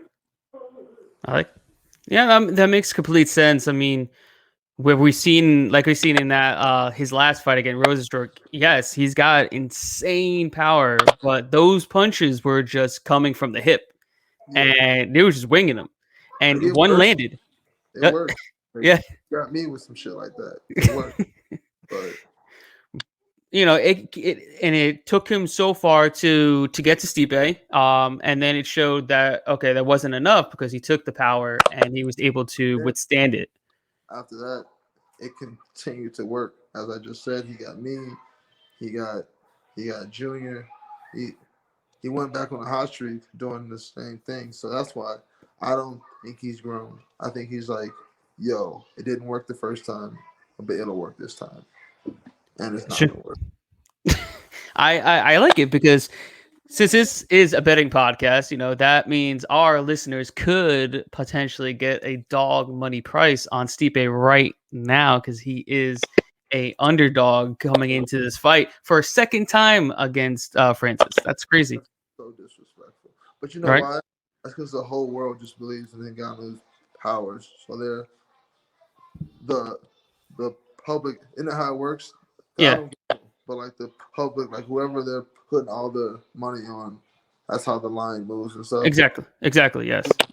Going with Ngannou. So I think MMA, like people that really understand it, you go with the wrestler, especially when the other guy has no wrestling. You definitely go with the guy with the wrestling. Yeah, I mean, if you look into it, the only time he really had to defend takedowns was against, and it wasn't really defending a takedown. It was against Cain Velasquez, and he just put him up against the fence for a hot second. And people forget that wasn't Cain Velasquez. Exactly. That was Cain from 2011. He would have destroyed Ngannou. That'd have been ugly. Yeah. No, you're right. So, I mean, we still have yet to see how much growth have we seen, from Ngannou since that last Stipe fight. So, I mean, but like you said, he's been working, everything that's been working is working for him, but we'll see what happens, a couple months from now, but it's a fun fight. And I'm looking forward to it. But I'm going to get into what I like to call our rapid fire picks for UFC 258 on tap this weekend, headlined by none other than Kamaru Usman and Gilbert Burns for the welterweight championship. So I'm just going to run down some fights, and all I want is your expertise on helping us cash some bets and who you think is going to win. All right, so the first fight we have is Diego Lima taking on Belal Muhammed. Who do you got in that one? I'm gonna go with Belal. Belal. Belal, the striking he presents, like he doesn't have the most power, but he has a large variation. He throws hooks, jabs, body shots, inside, outside kicks. He moves around pretty well, and I think I don't think it's a huge gap, but I think he's the better credentialed grappler as well. Yeah, I'm going with I like it. Belal. Yeah, I'm with you on that as well. Next up, we have Bobby Green taking on Jim Miller. I'm gonna go with Jim Miller. I feel like Bobby is more explosive. He's younger. He's faster. He probably hits harder. But Jim, he sticks around because he just capitalizes when you make a mistake. And Bobby Green, he does a lot of weird stuff when he fights. I think he's gonna do something weird, probably in a grappling transition. I think that's where Jim's gonna be able to catch him. I kind of agree with you there. I've kind of been burned on Bobby Green in his last fight against Thiago Moises, where his fight IQ wasn't the best. Just doing weird stuff, bro. Yeah, He's good.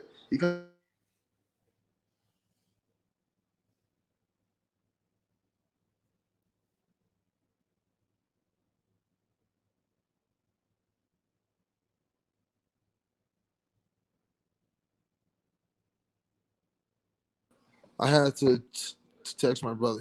okay, no worries. Oh. Don't sweat it. But yeah, I'll just keep it moving on in this next fight between Ricky Simone and Brian Kelleher. I'm gonna go with Brian. I think he's like the opposite of Belal. He doesn't have a lot of variation with the striking, but he does have power, and I think he's been pretty accurate with his power punches as of late, and I think he's coming in with a lot of momentum. I think he's gonna get the KO. Oh wow, that's two big underdogs back to back. I like it. All right, next up we have Julian Robertson taking on Miranda Maverick. Ooh.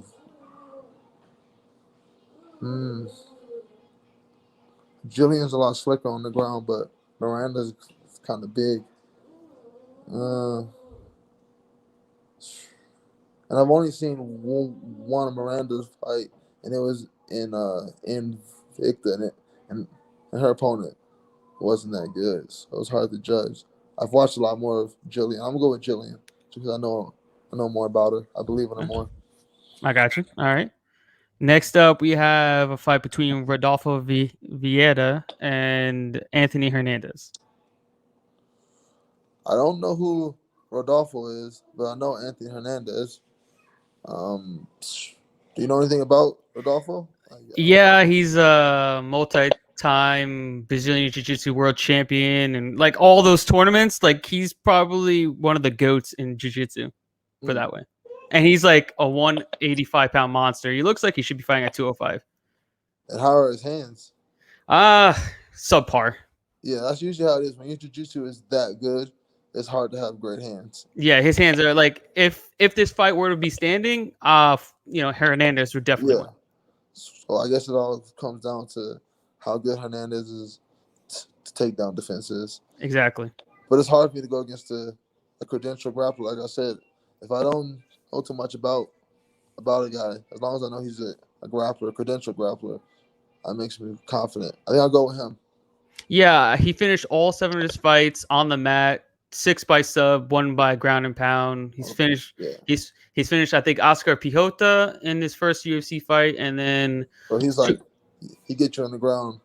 Oh yeah, it's pretty much a wrap. Yeah. Okay. So yeah, he's going to be tenacious with the takedowns then. Yeah.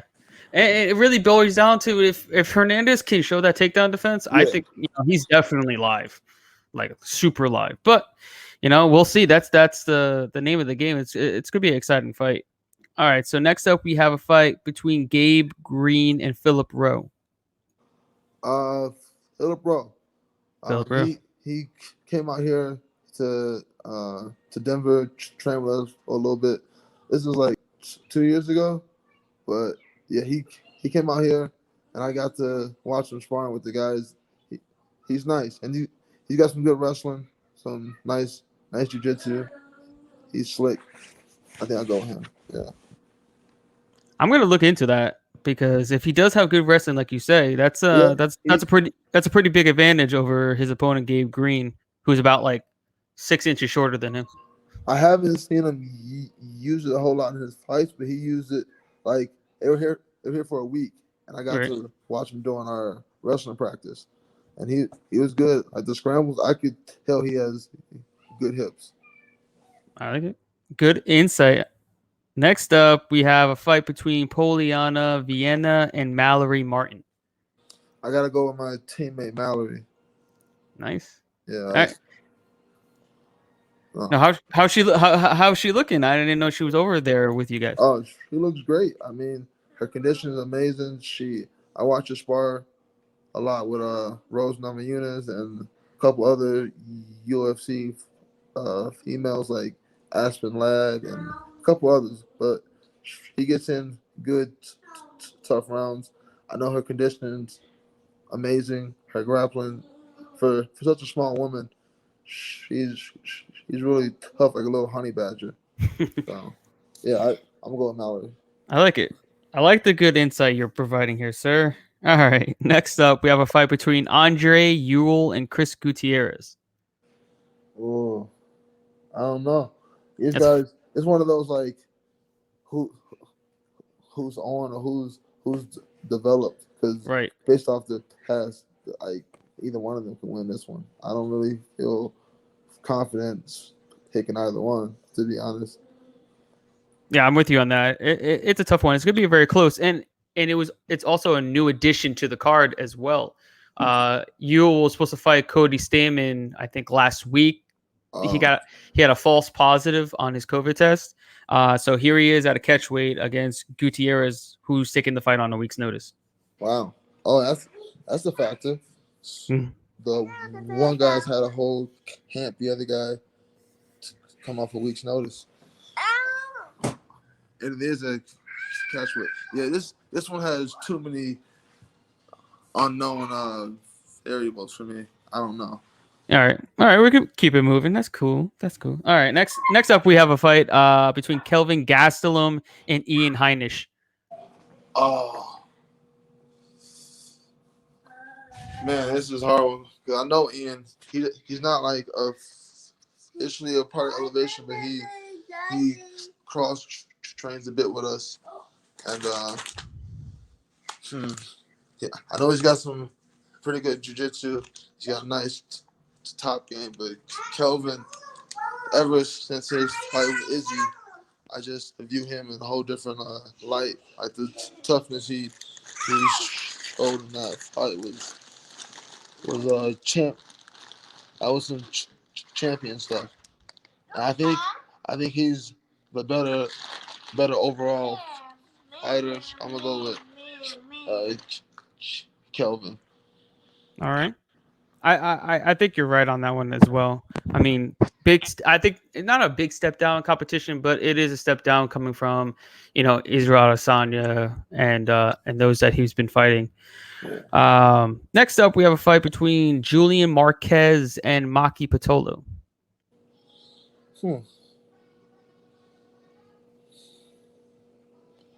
Another one. I've only seen one of Julian's fight. This must be his first one in a while. I haven't seen him. Yeah, he hasn't fought in almost 2.5 years. Yeah, wow. Who knows? He might be a totally different dude by now. That's true. Good or bad, we don't know. Yeah, no, I hope he's grown. Obviously, That's a tough one.